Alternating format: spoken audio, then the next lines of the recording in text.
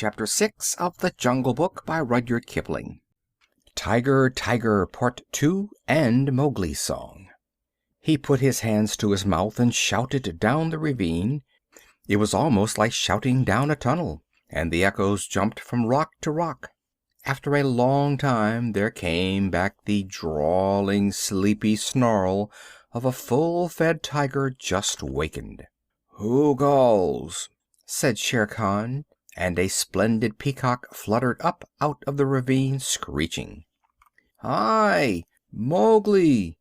Cattle thief, it is time to come to the council rock. Down! Hurry them down, Akela! Down, Rama, down!" The herd paused for an instant at the edge of the slope, but Akela gave tongue in the full hunting yell, and they pitched over one after the other, just as steamers shoot rapids. The sand and stones spurted up round them. Once started, there was no chance of stopping, and before they were fairly in the bed of the ravine, Rama winded Shere Khan and bellowed. "Ha! Ha!" said Mowgli on his back. "Now thou knowest." And the torrent of black horns, foaming muzzles, and staring eyes whirled down the ravine just as boulders go down in flood time. The weaker buffaloes being shouldered out to the sides of the ravine, where they tore through the creepers. They knew what the business was before them, the terrible charge of the buffalo herd, against which no tiger can hope to stand. Shere Khan heard the thunder of their hoofs, picked himself up, and lumbered down the ravine, looking from side to side for some way of escape. But the walls of the ravine were straight up, and he had to hold on, heavy with his dinner and his drink, willing to do anything rather than fight. The herd splashed through the pool he had just left, bellowing till the narrow cut rang. Mowgli heard an answering bellow from the foot of the ravine, saw Shere Khan turn. The tiger knew if the worst came to the worst, it was better to meet the bulls than the cows with their calves. And then Rama tripped, stumbled, and went on over something soft, and with the bulls at his heels crashed full into the other herd, while the weaker buffaloes were lifted clean off their feet by the shock of the meeting. That charge carried both herds out into the plain, goring and stamping and snorting. Mowgli watched his time and slipped off Rama's neck, laying about him right and left with his stick. "Quick, Akela! Break them up! Scatter them, or they will be fighting one another! Drive them away, Akela! Hi, Rama! Hi, hi, hi, my children! Softly now, softly! It is all over!" Akela and Gray Brother ran to and fro, nipping the buffaloes' legs, and though the herd wheeled once to charge up the ravine again, Mowgli managed to turn Rama, and the others followed him to the wallows. Shere Khan needed no more trampling. He was dead, and the kites were coming for him already. Brothers, that was a dog's death. Feeling for the knife he always carried in a sheath round his neck now that he lived with men, but he would never have shown fight. His hide will look well on the council rock. We must get to work swiftly. A boy trained among men would never have dreamed of skinning a 10-foot tiger alone, but Mowgli knew better than anyone else how an animal's skin is fitted on, and how it can be taken off. But it was hard work, and Mowgli slashed and tore and grunted for an hour, while the wolves lolled out their tongues, or came forward and tugged as he ordered them. Presently a hand fell on his shoulder, and looking up he saw Buldeo with the Tower musket. The children had told the village about the buffalo stampede, and Buldeo went out angrily, only too anxious to correct Mowgli for not taking better care of the herd. The wolves dropped out of sight as soon as they saw the man coming. "What is this folly?" said Buldeo angrily. "To think that thou canst skin a tiger! Where did the buffaloes kill him? It is the lame tiger, too, and there is 100 rupees on his head. Well, well, we will overlook thy letting the herd run off, and perhaps I will give thee one of the rupees of the reward when I have taken the skin to Khanhiwara." He fumbled in his waistcloth for flint and steel, and stooped down to singe Shere Khan's whiskers. Most native hunters always singe a tiger's whiskers to prevent his ghost from haunting them. "Huh!" said Mowgli, half to himself as he ripped back the skin of a forepaw. "So thou wilt take the hide to Khanhiwara for the reward, and perhaps give me 1 rupee? Now it is in my mind that I need the skin for my own use. Heh! Old man, take away that fire." "What talk is this to the chief hunter of the village? Thy luck and the stupidity of thy buffaloes have helped thee to this kill. The tiger has just fed, or he would have gone 20 miles by this time. Thou canst not even skin him properly, little beggar brat, and forsooth I, Buldeo, must be told not to singe his whiskers?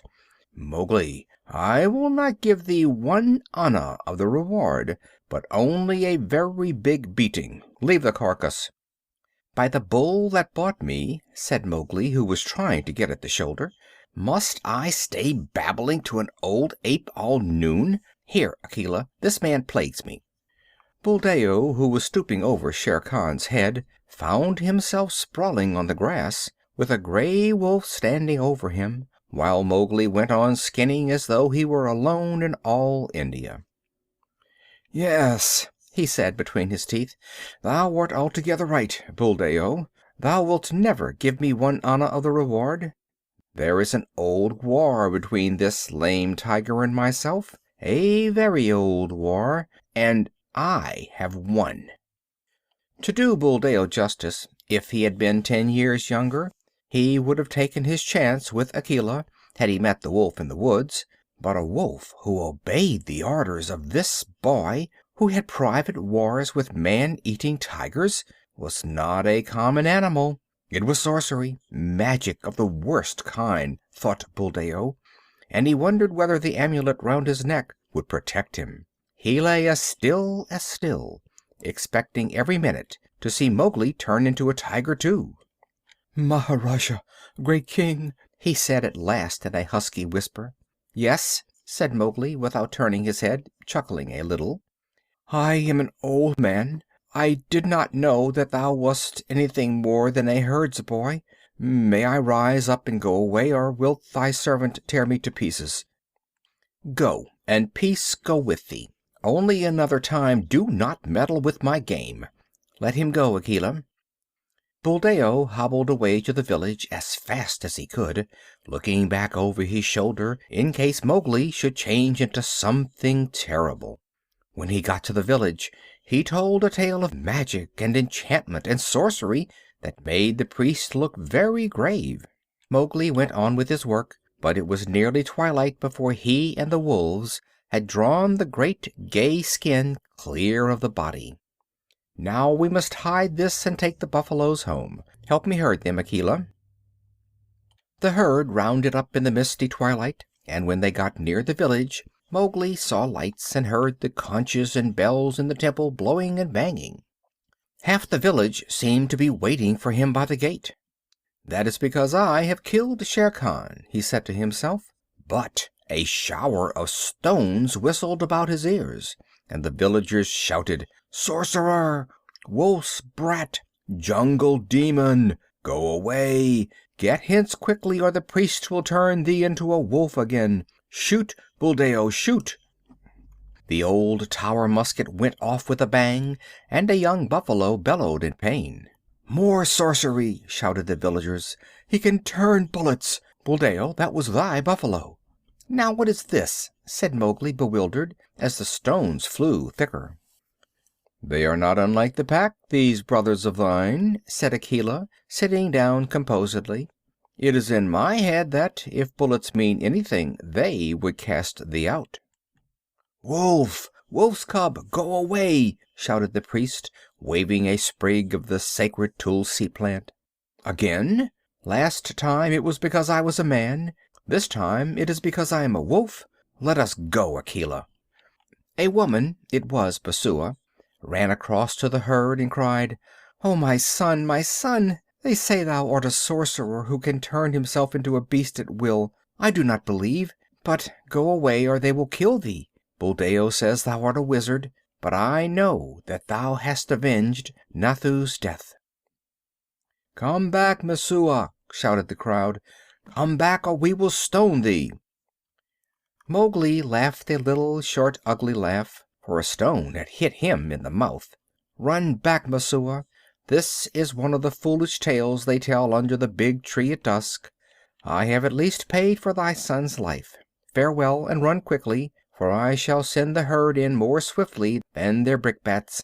I am no wizard, Messua. Farewell." "Now once more, Akela," he cried. "Bring the herd in." The buffaloes were anxious enough to get to the village. They hardly needed Akela's yell, but charged through the gate like a whirlwind, scattering the crowd right and left. "Keep count!" shouted Mowgli scornfully. "It may be that I have stolen one of them. Keep count, for I will do your herding no more. Fare you well, children of men, and thank Messua that I do not come in with my wolves and hunt you up and down your street." He turned on his heel and walked away with the lone wolf, and as he looked up at the stars he felt happy. "No more sleeping in traps for me, Akela. Let us get Shere Khan's skin and go away. No, we will not hurt the village, for Messua was kind to me." When the moon rose over the plain, making it look all milky, the horrified villagers saw Mowgli, with 2 wolves at his heels and a bundle on his head, trotting across at the steady wolf's trot that eats up the long miles like fire. Then they banged the temple bells and blew the conches louder than ever, and Messua cried, and Buldeo embroidered the story of his adventures in the jungle, till he ended by saying that Akela stood up on his hind legs and talked like a man. The moon was just going down when Mowgli and the 2 wolves came to the hill of the Council Rock, and they stopped at Mother Wolf's cave. "They have cast me out from the Man Pack, Mother," shouted Mowgli, "but I come with the hide of Shere Khan to keep my word." Mother Wolf walked stiffly from the cave with the cubs behind her, and her eyes glowed as she saw the skin. "I told him on that day when he crammed his head and shoulders into this cave, hunting for thy life, little frog. I told him that the hunter would be the hunted. It is well done." "Little brother, it is well done," said a deep voice in the thicket. "We are lonely in the jungle without thee." And Bagheera came running to Mowgli's bare feet. They clambered up the Council Rock together, and Mowgli spread the skin out on the flat stone where Akela used to sit, and pegged it down with 4 slivers of bamboo, and Akela lay down upon it and called the old call to the council. "Look! Look well, O wolves!" exactly as he had called when Mowgli was first brought there. Ever since Akela had been deposed, the pack had been without a leader, hunting and fighting at their own pleasure, but they answered the call from habit, and some of them were lame from the traps they had fallen into, and some limped from shot wounds, and some were mangy from eating bad food, and many were missing. But they came to the Council Rock, all that were left of them, and saw Shere Khan's striped hide on the rock, and the huge claws dangling at the end of the empty, dangling feet. It was then that Mowgli made up a song that came up into his throat all by itself, and he shouted it aloud, leaping up and down on the rattling skin, and beating time with his heels till he had no more breath left, while Gray Brother and Akela howled between the verses. "Look well, O wolves! Have I kept my word?" said Mowgli, and the wolves bayed, "Yes!"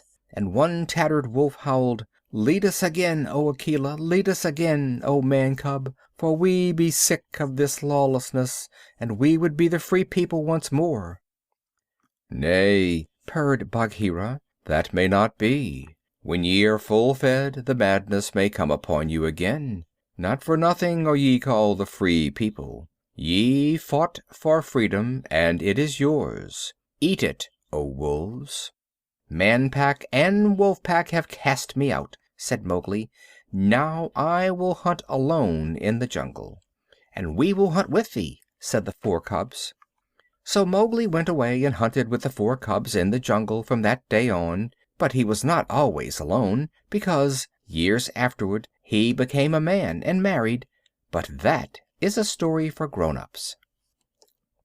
Mowgli's song that he sang at the Council Rock when he danced on Shere Khan's hide.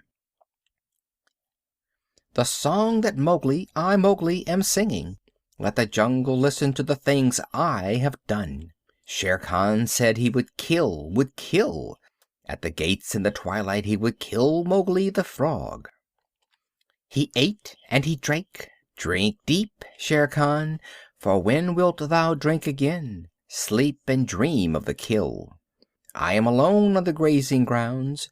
Gray brother, come to me, lone wolf, for there is big game afoot. Bring up the great bull buffaloes, the blue-skinned herd bulls with the angry eyes. Drive them to and fro as I order.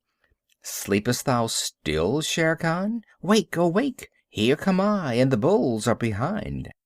Rama, the king of the buffaloes, stamped with his foot. Waters of the Waingunga, whither went Shere Khan?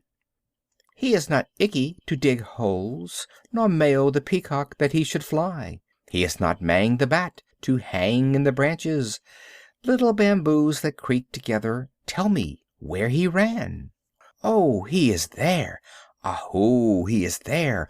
Under the feet of Rama lies the lame one. Up, Shere Khan! Up and kill! Here is meat! Break the necks of the bulls! Hush, he is asleep. We will not wake him, for his strength is very great. The kites have come down to see it. The black ants have come up to know it. There is a great assembly in his honor. Ah la la, I have no cloth to wrap me. The kites will see that I am naked. I am ashamed to meet all these people. Lend me thy coat, Shere Khan. Lend me the gay striped coat, that I may go to the Council Rock. By the bull that bought me, I made a promise, a little promise. Only thy coat is lacking before I keep my word. With the knife that men use, with the knife of the hunter, I will stoop down for my gift. Waters of the Waingunga, Shere Khan gives me his coat for the love that he bears me. Pull, Gray Brother, pull, Akela, heavy is the hide of Shere Khan.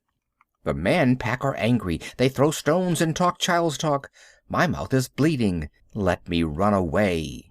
Through the night, through the hot night, run swiftly with me, my brothers. We will leave the lights of the village and go to the low moon. Waters of the Waingunga, the Man Pack have cast me out. I did them no harm, but they were afraid of me. Why?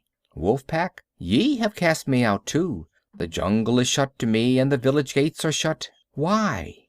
As Mang flies between the beasts and birds, so fly I between the village and the jungle. Why? I dance on the hide of Shere Khan, but my heart is very heavy. My mouth is cut and wounded with the stones from the village, but my heart is very light, because I have come back to the jungle. Why? These two things fight together in me as the snakes fight in the spring. The water comes out of my eyes, yet I laugh while it falls. Why? I am two Mowglis, but the hide of Shere Khan is under my feet. All the jungle knows that I have killed Shere Khan. Look, look well, O wolves. Aye, my heart is heavy with the things that I do not understand. End of Part 2 of Tiger, Tiger, and Mowgli's Song.